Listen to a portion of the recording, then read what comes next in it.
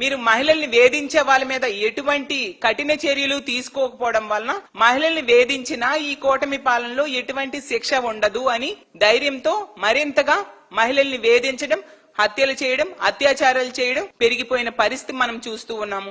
వీటన్నిటికీ కారణమైన గంజాయి, డ్రగ్స్, మద్యంని మీరు కంట్రోల్ చేయని పరిస్థితి కూడా మనం చూస్తూ ఉన్నాము. నిన్న చూసాం, లోకేష్ గారి నియోజకవర్గం తుమ్మపూడిలో మహిళలు అర్ధరాత్రి వరకు ధర్నా చేశారు. ఎందుకంటే తెలుగుదేశం కార్యకర్త ఆంజనేయులు అనే వ్యక్తి మహిళల ఫోటోలు తీసి ఫోన్ లో ఉంచుకోవడం జరిగింది. ఒక మహిళను ఫోటో తీయడంతో పట్టుబడ్డాడు.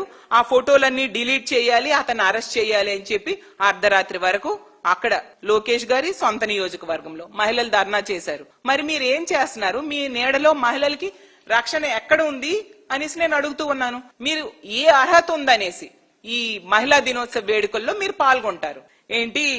ప్రజలందరికీ పిల్లలు కనండి అనేసి బాగా స్టేట్మెంట్స్ ఇచ్చారు చంద్రబాబు నాయుడు గారు. ఒక్కరొద్దు ముగ్గురు ముద్దు అంటూ. మరి ముగ్గురు పిల్లల కంటే ఎవరు పోషిస్తారు చంద్రబాబు నాయుడు గారు? మీరేమైనా పోషిస్తారా వాళ్ళకి? వాళ్ళకంట ముగ్గురు పిల్లల కంటే 25,000 ఇస్తారట. 25,000 ఇస్తారు, సరే. 25,000 ఆ కుటుంబాలు ఆర్థిక ఇబ్బందుల్లో పడిపోయి వాళ్ళ జీవితాలే తలక్రిందులు అవుతాయి కదా. ఇప్పుడున్న పిల్లలకు గాని, విద్యార్థులకు గాని వాళ్ళకి ఇవ్వాల్సినవేవి మీరు ఇవ్వకుండా 20 నెలల్లో ఎంత దారుణంగా వాళ్ళకి మోసం చేశారు. ఈ రోజు తీసుకుంటే తల్లికి వందనం ఎగ్గొట్టడం జరిగింది. మొదటి ఏడాది ఎగ్గొట్టారు, 2వ ఏడాది అరకొరగా ఇవ్వడం జరిగింది. అలాగే నాడు నేడు స్కూల్స్ డెవలప్మెంట్ ని గాలికి వదిలేసిన పరిస్థితి చూసాం. సిబిఎస్ఈ సిలబస్ కూడా ఈ రోజు తీసేసిన పరిస్థితి మనం చూసాం. స్కూళ్లు, హాస్టల్స్ లో నాసిరకం భోజనాలు పెడుతూ ఉండే పరిస్థితి.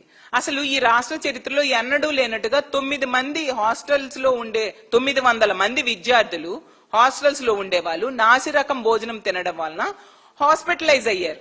వాళ్ళ ఆరోగ్యాలు దెబ్బతిని హాస్పిటల్ పాలయ్యారు. మీరు ఇంకా కొత్తగా పిల్లల్ని కనేసి వాళ్ళని ఎలా పెంచమంటారు? అలాగే తీసుకుంటే కాలేజ్కి వెళ్లే పిల్లలకి ఫీజు రియంబర్స్మెంట్ ఇస్తున్నారా? అది ఎగ్గొట్టారే. మరి ఎలా చదివిస్తారు తల్లిదండ్రులు వాళ్ళని? అనారోగ్యం వస్తే వైద్యం చేయడానికి ఆరోగ్యశ్రీ లేకుండా ఈ రోజు చేశారే. మరి ఈ ముగ్గురు పిల్లల్ని కనేస్తే వాళ్ళకి ఏదైనా ప్రాబ్లం, హెల్త్ ప్రాబ్లం వస్తే వైద్యం ఎలా చేయిస్తారు? మరి ఏ మొహం పెట్టుకుని వాళ్ళకి ముగ్గురిని కనండి అని చెప్తూ ఉన్నారు. ఏమంటే నేను విజనరీ, ఇంకొక 20 ఏళ్ళు తరువాత కూడా ఏం జరుగుతుందో నాకు తెలిసిపోతుంది, అందుకే నేను విజనరీగా ఉండి అన్ని ఆలోచించి ముందే చెప్పేస్తాను అని చెప్పారు. మరి 20 ఏళ్ల క్రితము మీరేం చెప్పారు? ముగ్గురు పిల్లలు, 2 పిల్లలు వద్దు, ఒక పిల్ల లేదా 2 పిల్లలు చాలు అని చెప్పిన పరిస్థితి మనం చూసాం. అంటే దీన్ని బట్టి ఏమర్థమవుతుంది? 20 ఏళ్ల క్రితం మీరు చెప్పిన మాట ఈ రోజు మళ్ళీ మీరే మార్చి రివర్స్ లో చెప్తూ ఉన్నారు. దాన్ని బట్టి ఈ రాష్ట్ర ప్రజలకు అర్థమైంది మీరు విజనరీ కాదు, పాయిజనరీ అనే విషయం.